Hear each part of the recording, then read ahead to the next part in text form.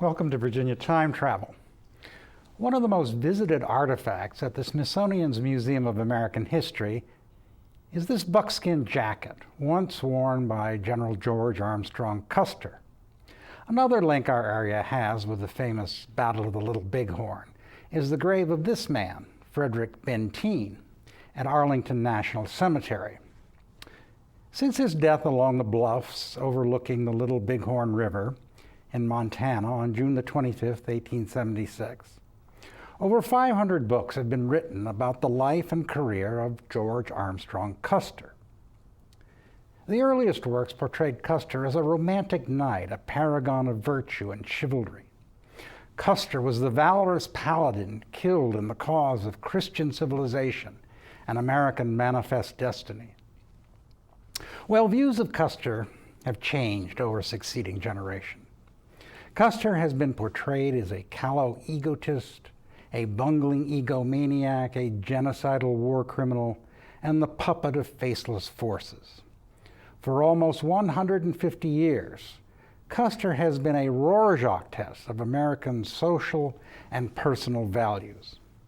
Whatever else George Armstrong Custer may or may not have been, even in the 21st century, he remains the great lightning rod of American history.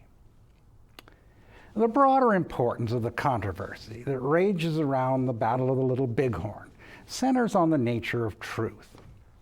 The battle, which by modern standards would be classified as little more than a frontier skirmish, lasted at most 6 hours. And yet, after almost 150 years, we cannot agree upon what happened, why, or who was responsible. This roiling controversy forces us to ask, how do we know what we know, and how do we know if it is true?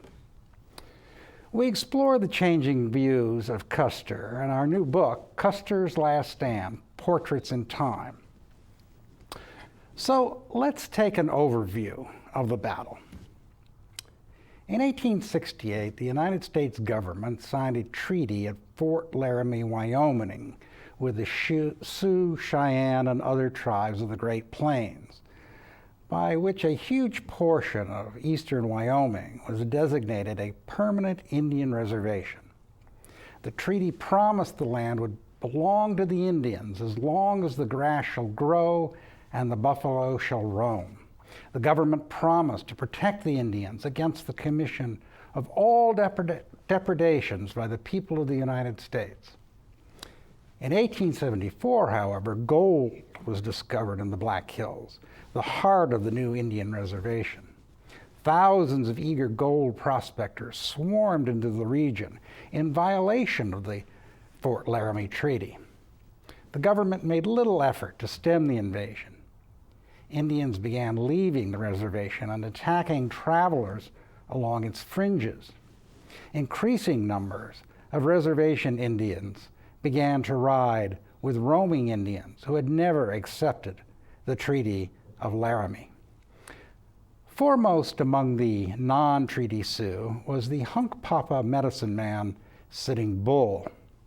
During the early part of 1876, thousands of Indians from the many tribes of the Sioux Nation, Hunkpapa, Brule, Ogallala, Miniconchu, Sans-Arc, Santee, and Blackfoot, flocked to Sitting Bull in the Rosebud Creek country in southeastern Montana. The Cheyenne and Arapaho, allied nations, were also represented. In December 1875, the government issued an order that all Indians who did not return to the reservations by January 31st, 1876 would be considered hostiles and subject to action by the U.S. Army. The Sioux and Cheyenne either ignored the order or were too far away and impeded by deep snow to comply. So the Army converged on the Sioux and Cheyenne from 3 different directions. Brigadier General Alfred H. Terry led a column of 1,100 men marching west out of North Dakota with the intention of linking up with columns commanded by Brigadier General George Crook moving up from the south and Colonel John Gibbon moving eastward from western Montana.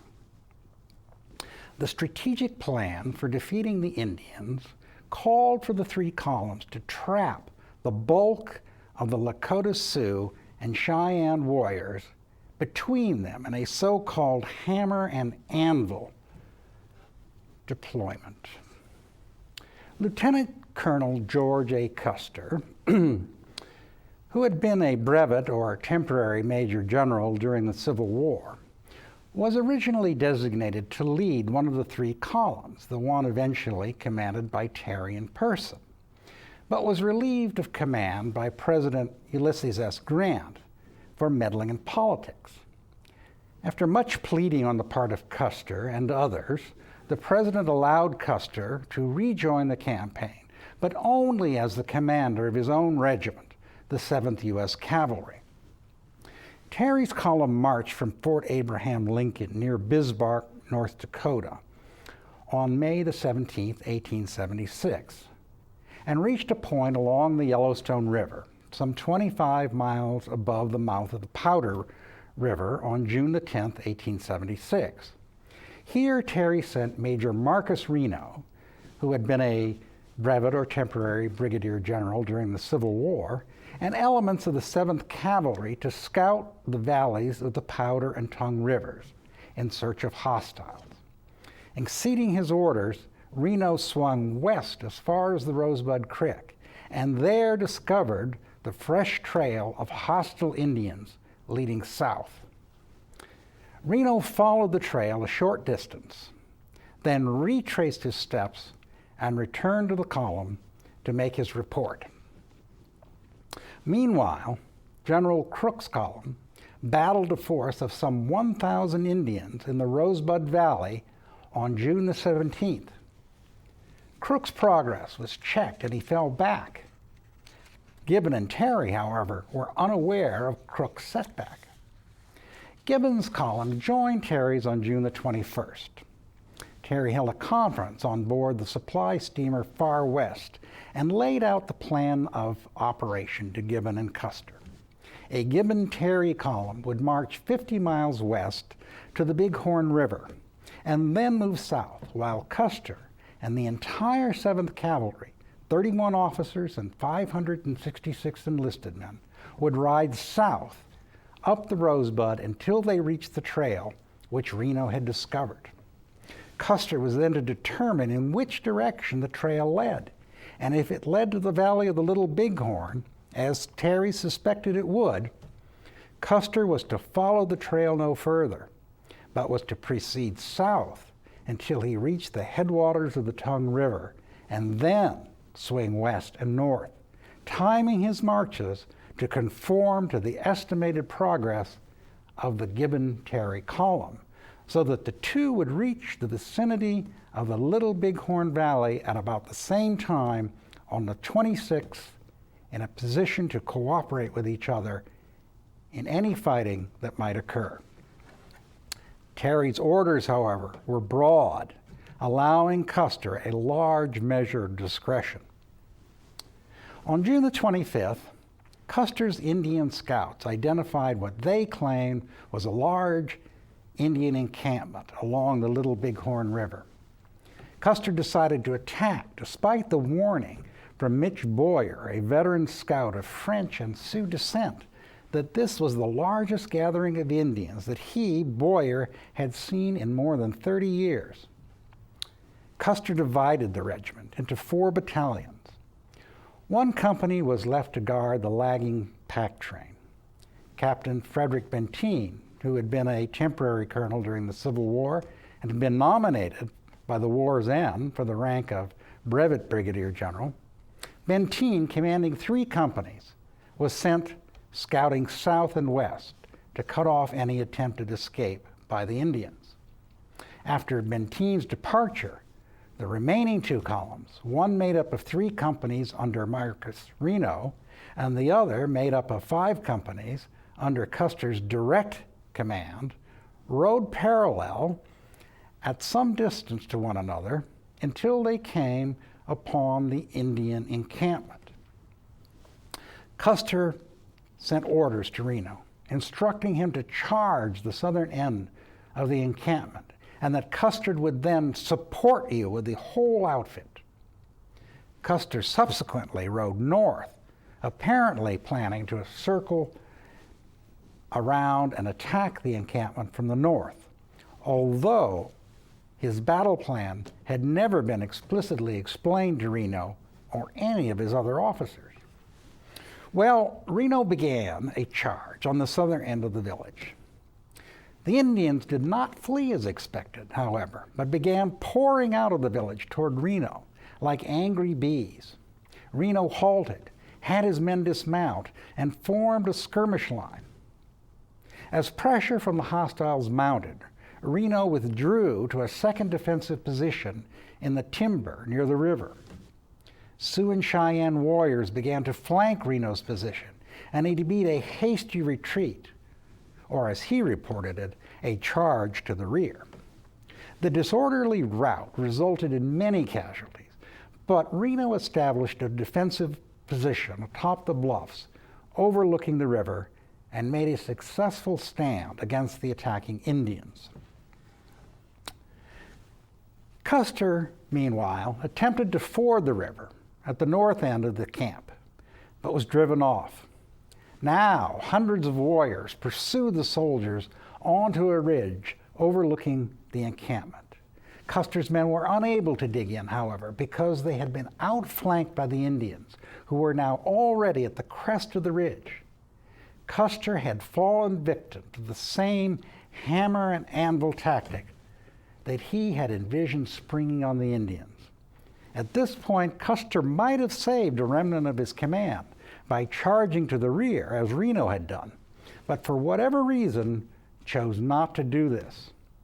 At a court of inquiry, Captain Benteen testified, "I think discretion would have been the better part of valor had he done that." Custer and the 225 men, 1/3 of the regiment under his immediate command, were killed. At the other end of the field, things were equally desperate.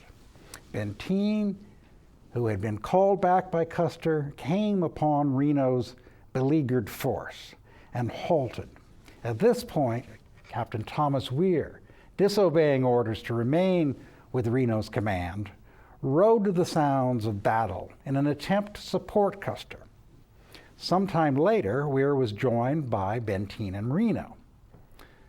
The would-be rescuers were set upon by a large party of Sioux warriors and made a fighting retreat back to Reno's original entrenched position, where they were besieged for a day and a half before being relieved by General Terry. Reno and Benteen lost 53 men killed. News of the disaster on the Little Bighorn hit America in the midst of the centennial of independence festivities. Newspapers heralded Custer as a Christian knight martyred in the cause of civilization. The military verdict was less favorable. General Philip Sheridan wrote, "I deeply deplore the loss of Custer and his men. I feel it was an unnecessary sacrifice due to misapprehension and a superabundance of courage." President Grant pronounced, "I regard Custer's massacre as a sacrifice of troops brought on by Custer himself that was wholly unnecessary, wholly unnecessary." 6 months after the Little Bighorn, Frederick Whitaker's A Complete Life of General George A. Custer was published. Whitaker's book made no pretense to objectivity. This was a canonization which presented Custer as a dashing and brilliant military leader, abandoned to his fate by lesser, disloyal, treacherous, and cowardly men, namely Reno and Benteen. In 1934, Frederick F. Vandewater wrote Glory Hunter. Vandewater was the anti-Whitaker. If Custer could do no wrong in the eyes of Whitaker, he could do no right in the eyes of Vandewater. According to Vandewater, Custer is dangerously insubordinate, distrusted by many of his own officers, a soldier of little military talent whose victories were often the result of luck rather than skill, resulting in heavy casualties among the men he led into battle. Custer's ineptitude and arrogance brought him to the disaster of the Little Bighorn. Some 75 years after the Battle of the Little Bighorn, pro-Custer and anti-Custer partisans continued to lob incendiary charges at Reno and Benteen on the one hand and at Custer on the other. By the mid-20th century, Custer's scholarship was mired in claims and counterclaims, each new book producing more heat than light. In 1962, Robert Utley asked the question, why is the Little Bighorn so controversial? He answered by saying, almost every myth of the Little Bighorn that one finds today masquerading as history may be found also in the press accounts of July 1876. In the bitter election year of 1876, the Custer tragedy was a godsend for Democrats to use against their Republican opponents. The Little Bighorn disaster instantly became a pawn on the political chessboard. After the initial wave of political hysteria abated, the press ensured that the Custer controversy would be constantly reignited by readily publishing the prejudices, opinions, and grievances of officers who had served with Custer or on the frontier. In 1970, D. Brown radically changed the perspective on Custer in his book, Bury My Heart at Wounded Knee, in which he recounts the battle solely on the basis of Indian testimony. By writing from the Indian perspective, Brown reverses the importance of the roles earlier histories had assigned to Custer and the Indians. Custer is now merely a foil to the real heroes of the stories, the Indians. By the mid-1970s, a common interpretation of American history could no longer be assumed, as America began the so-called culture wars. American manifest destiny, once universally accepted as divinely inspired, was now often characterized as American imperialism. And the Indian policy of the United States seen as genocidal. Custer was now often portrayed as an agent of genocide. In 1984, Evan S. Connell wrote Son of the Morning Star.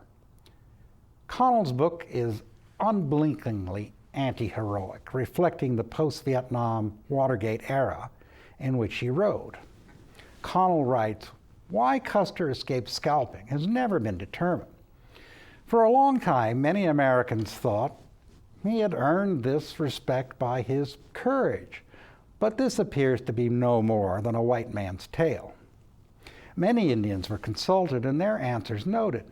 From a warrior's point of view, the Son of the Morning Star had an unattractive head. The hair was sparse because he was growing prematurely bald, and what remained had been cut short. A number of braves might have inspected him and decided the hair was not worth keeping. In 1988, Robert Utley brought many of Custer's personal shortcomings to light in a book called A Cavalier in Buckskin. Gossip accused Custer of infidelity with a wife of a brother officer at Fort Leavenworth Garrison, of being a frequent visitor to brothels, and of having his black cook Eliza as his mistress.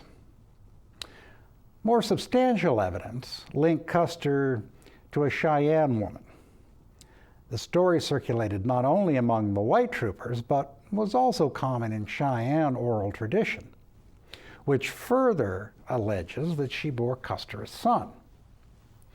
Utley notes that in the delicate art of extracting kickbacks, Custer himself may not have been a complete innocent. Accusations of shady dealings dogged Custer in his lifetime. Utley continues, the real Custer, however, is not the significant Custer The truly significant Custer is the Custer whose death atop Custer Hill transformed him into enduring legend. This last statement embodies the concept of postmodernism in history. Gone are the days of seeking after truth. There is no truth, or at least no truth that matters, postmodernists tell us. There are only the legends and stories historians choose to give us. The British historian Alan Munslow sums it up as, the past is not discovered or found, it is created and represented by the historian. In 1993, archaeologist Richard Allen Fox brought a new set of skills to the questions of the Little Bighorn. Fox stripped the battle and Custer of not only romance, but of all emotion, transforming the view of the Battle of the Little Bighorn from one of emotional story or epic tale to that of technical puzzle. In 1996, Louise Barnett wrote, Touched by Fire. Barnett is mystified by the high level of continuing interest in Custer and the Indian Wars. She estimates that in all of America's Indian wars between 1789 and 1898, the Indians killed 14,000 soldiers and civilians while losing 8,000 of their own. In less than 1 month of 1864, Barnett writes, the Army of the Potomac lost 50,000 men to Lee's 32,000 men. Interest cannot come out of a pity for the Sioux, who Barnett points out were an expansionist people. For a period of 2 centuries, starting in the mid-1660s, the Sioux fought against at least 26 other tribes, relentlessly driving westward and pushing smaller and weaker tribes off their land. Barnett concludes that the continuing high level of interest in the Battle of the Little Bighorn is a manifestation of white racism. 2008, James Donovan wrote A Terrible Glory.